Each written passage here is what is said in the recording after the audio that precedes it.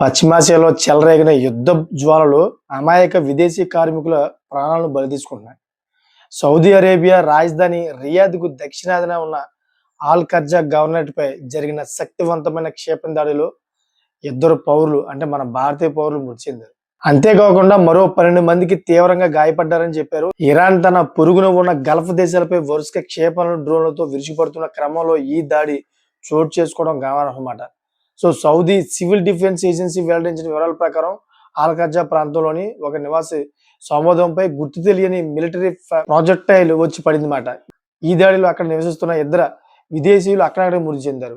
So ఈ దాడికి ఇరానే కారణమని సౌదీ అధికారికంగా పేరు ప్రస్తావించినప్పటికీ వారం రోజులుగా ఇరాన్ లో జరుగుతున్న దాడుల పరంపరలో భాగంగానే ఇది జరిగినట్లుగా విశ్లేషకులు భావిస్తూ ఉన్నారు.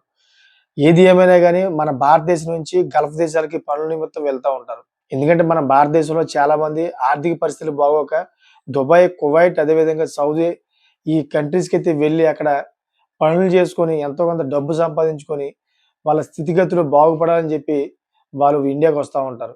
సో ఇటువంటి క్రమంలోనే అక్కడ మన ఇండియా నుంచి వెళ్ళి అక్కడ ఏదో వాళ్ళకి తోచిన పని చేసుకున్న వ్యక్తుల మీద బాంబు పడడంతో ఈ ఘటన జరిగింది. సో తగు జాగ్రత్తలు తీసుకోవాలని చెప్పేసి మన భారత ప్రభుత్వం నుంచి కూడా చెబుతూ ఉన్నారు. యుద్ధ కారణంగా అందరూ కూడా జాగ్రత్తగా ఉండాలని చెప్పేసి. సో ఈ వీడియో రూపంగా నేను కూడా చెప్పేది అదే, తగు జాగ్రత్తలుగా ఉండండి. ఎందుకంటే యుద్ధ సమయంలో ఎవరి మీద బాంబు పడుతుంది అనేది కూడా తెలియదు మాట. సో మీకేమనిపిస్తుందో కామెంట్ చేయండి. అదేవిధంగా ఇటువంటి లేటెస్ట్ ఇన్ఫర్మేషన్ కోసం నా ఛానల్ సబ్స్క్రైబ్ చేసుకోండి. Thank for watching friends.